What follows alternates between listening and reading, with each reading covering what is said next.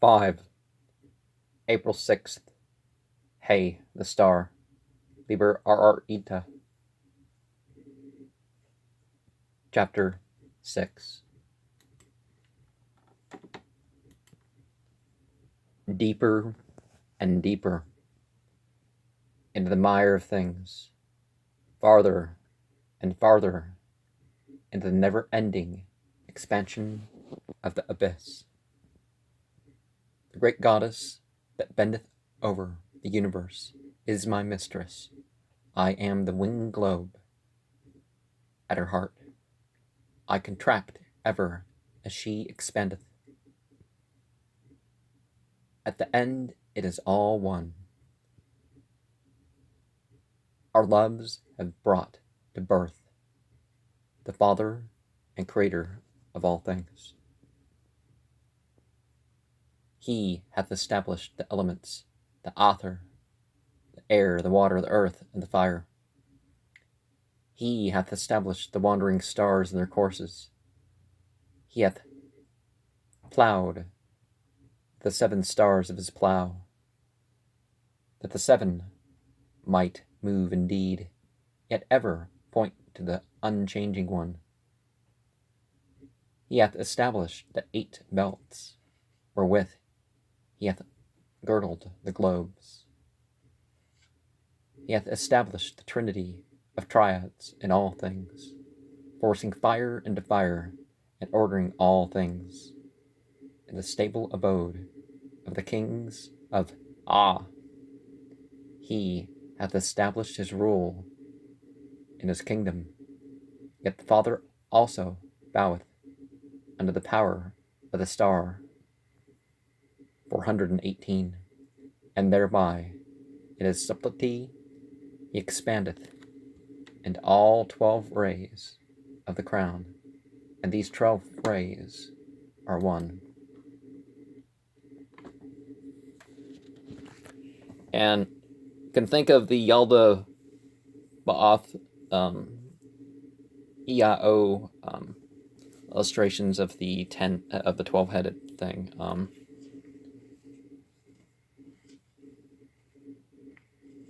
The opposite gender is the typical portrayal, although the metaphor, the prince, and what's off that could be thought of universal and stuff too. An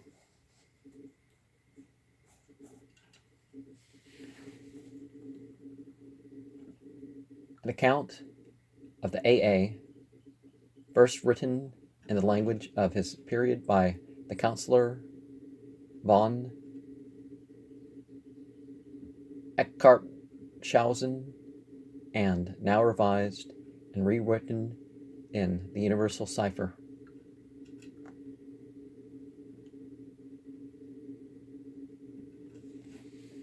The revisers wish to acknowledge gratefully the translation of Madame de Steiger, which they have freely quoted. It is necessary, my dear brothers, to give you a clear idea of the interior order of that illuminated community which is scattered throughout the world, but which is governed by one truth and united in one spirit.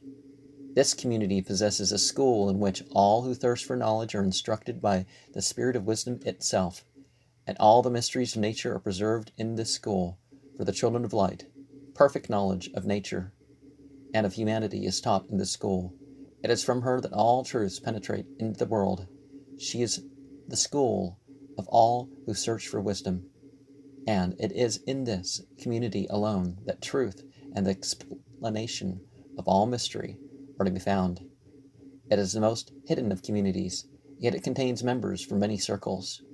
Nor is there any center of thought whose activity is not due to the presence of one of ourselves. From all time there has been an exterior school based on the interior one, of which it is but the outer expression. From all time, therefore, there has been a hidden assembly, a society of the elect, of those who sought for and had capacity for light, and this interior society was the axle of the ROTA. All that any external order possessed in symbol, ceremony, or rite is the letter expressive outwardly of that spirit of truth which dwelleth in the interior sanctuary. Nar is the contradiction of the exterior, any bar to the harmony of the interior. Hence, this sanctuary composed of members widely scattered indeed, but united by the bonds of perfect love, has been occupied from the earliest ages in building the grand temple. Through the evolution of humanity, by which the reign of LVX will be manifest. This society is in the communion of those who have most capacity for light. They're united in truth, and their chief is the light of the world himself. V, the one anointed in light, the single teacher for the human race, the way, the truth, and the life. The interior order was formed immediately after the perception of man's wider heritage had dawned upon the first of the adepts. It received from the masters at first hand the revelation of the means by which humanity could be raised to its rights and delivered from its misery. It received the primitive charge of all revelation and mystery. It received the key of the true sciences, both divine and natural. But as men multiplied, the frailty of man necessitated an exterior society which veiled the interior one and concealed the spirit and truth in the letter, because many people were not capable of comprehending great interior truth. Therefore, interior truths were wrapped in external and perceptible ceremonies, so that man, by the perception of the outer, which is the symbol of the interior, might by degrees be enabled safely to approach the interior spiritual truths. But the inner truth has always been confided to him who in his day had the most capacity for illumination. And he became the sole guardian of the original trust, as the high priest of the sanctuary. When it became necessary that interior truths should be enfolded in exterior ceremony and symbol, on account of the real weakness of men who were not capable of hearing the light of truth, then exterior worship began. It was, however, always the type or symbol of the interior, that is to say, the symbol of the true and secret sacrament. External worship would never have been separated from interior revel, but for the weakness of man, which tends too easy to forget the spirit in the letter. But the masters are vigilant to note, in every nation, those who are able to receive light, and such persons are employed as agents to spread the light according to man's capacity, and to revivify the dead letter. Through these instruments, the interior truths of the sanctuary were taken into every nation, and modified symbolically according to their customs, capacity for instruction, climate, and receptiveness, so that the external types of every religion, worship, ceremonies, and sacred books in general have more or less clearly as their object of instruction the interior truths of the sanctuary, by which man will be conducted to the universal knowledge of the one absolute truth. The more the external worship of the people has remained united with the spirit of esoteric truth, the purer its religion. But the wider the difference between the symbolic letter and the visible truth, the more imperfect has become the religion. Finally, it may be that the external form has entirely parted from its inner truth, so that the ceremonial observances without soul or life have remained alone. In the midst of all this, truth reposes inviolable from the inner sanctuary. Faithful to the spirit of the truth, the members of the interior order live in silence, but in real activity. Yet, besides their secret holy work, they have from time to time decided upon political strategic action. Thus, when the earth was nigh utterly corrupt by reason of the great sorcery, the brethren sent Muhammad to bring freedom to mankind by the sword. Of course, it's well established that Islam never allowed wars of conquest, but only self-defense and defense of others, and forced conversion. And Islam wasn't forced on the society ruled by Islam. This being but partially a success, they raised up one Luther to teach freedom of thought. Yet this freedom soon turned into a heavier bondage than before.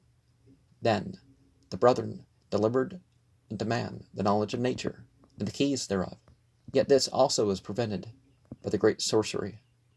Now, then, finally, in nameless ways, as one of our brethren hath it now in mind to declare, have they raised up one to deliver unto men the keys of spiritual knowledge, and by his work shall he be judged.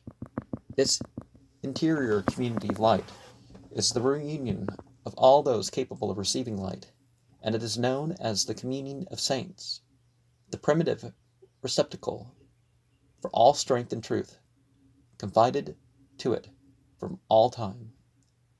By it, the agents of LVX were formed in every age, passing from the interior to the exterior, and communicating spirit and life to the dead letter, as already said. This illuminated community is the true school of LVX. It has its chair, its doctors. It possesses a rule for students. It has forms and objects for study. It has also its degrees for successive development to greater altitudes. This school of wisdom has been forever most secretly hidden from the world because it is invisible and submissive solely to illuminated government. It has never been exposed to the accidents of time and to the weakness of man, because only the most capable were chosen for it, and those who selected made no error. Through this school were developed the germs of all sublime sciences, which were first received by external schools, then clothed in other forms, and hence degenerated. According to time and circumstances, the society of sages communicated unto the exterior societies their symbolic hieroglyphs in order to attract man to the great truths of their sanctuary. But all exterior societies subsist only by virtue of this interior one. As soon as external societies wish to transform a temple of wisdom into a political edifice, the interior society retires and leaves only the letter without the spirit. Usually the letter's been so altered that it's unrecognizable. What's what? Usually. It is thus that secret external societies of wisdom were nothing but hieroglyphic screens, the truth remaining inviolable in the sanctuary, so that she might never be profaned. In this interior society, man finds wisdom with her all. Not the wisdom of this world, which is but scientific knowledge, which revolves around the outside but never touches the center, in which is contained all strength, but true wisdom, understanding and knowledge, reflections of the supreme illumination. All disputes, all controversies, all the things belonging to the false cares of this world, fruitless discussions, useless germs of opinions which spread the seeds of disunion, all error, schisms, and systems are banished. Neither calumny nor scandal is known. Every man is honored. Love alone reigns. We must not, however, imagine that this society resembles any secret society, meeting at certain times, choosing leaders and members, united by special objects. All societies, be what they may, can but come after this interior illuminated circle.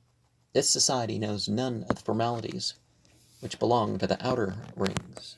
The work of man in this kingdom of power, all outward forms cease. LVX is the power always present, the greatest man of his times. The chief himself does not always know all the members, but the moment when it is necessary that he should accomplish any object, he finds them in the world, with certainty, ready to his hand. This community has no outside barriers. He who may be chosen is as the first.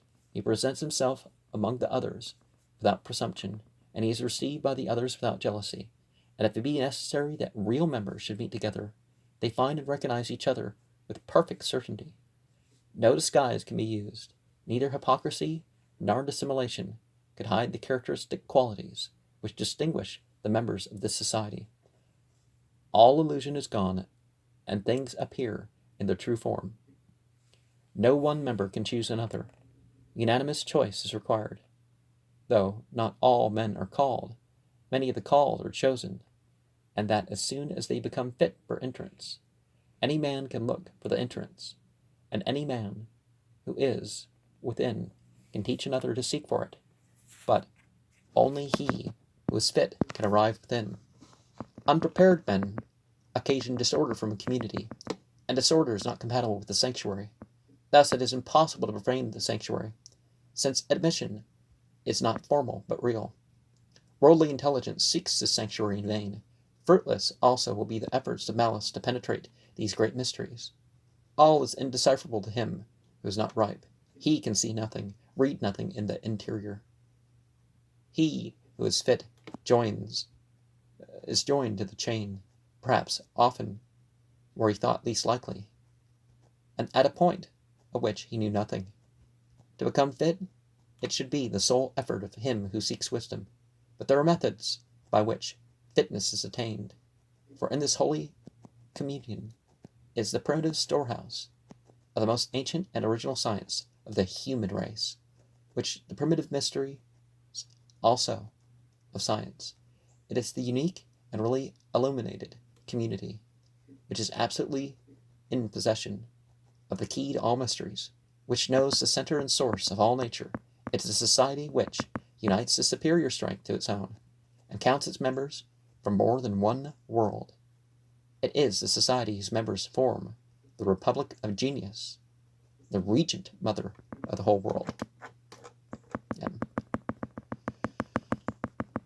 So we see clearly, that this thing is a metaphor, but now in general, the revelations and the inspirations don't really get preserved by the people. But even when they are, people turn them into a dead letter in one way or another. And so it's up to us to be revivified to let the experience go through us, to let the knowledge go through us. We see that this is hay instead of being Aries, is really an Aquarius, depending on your star, right? Either in the 1800s or as late as the 2400s will be the ingress into the age of Aquarius, depending on where you list Aquarius. Now, it can generally be, so how many stars you include in the constellation, it varied per culture, and definitely you see that it appears like a majority would have considered now to be in the age of Aquarius. But the spiritual message is continually through the new science, but ever more understanding, even when the path is perfect, is ever to be the experience, the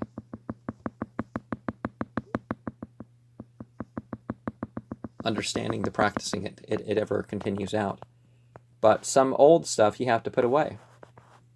Some stuff gets crystallized through your actions. Some stuff has already been crystallized, and it's not for you to do more than just point at and say, well, there was truth back in the day, or I don't know what was what. And we see these metaphors and all these things of the male and the female and all that sort of stuff. We don't necessarily have to think of some sort of male or female divinity out there.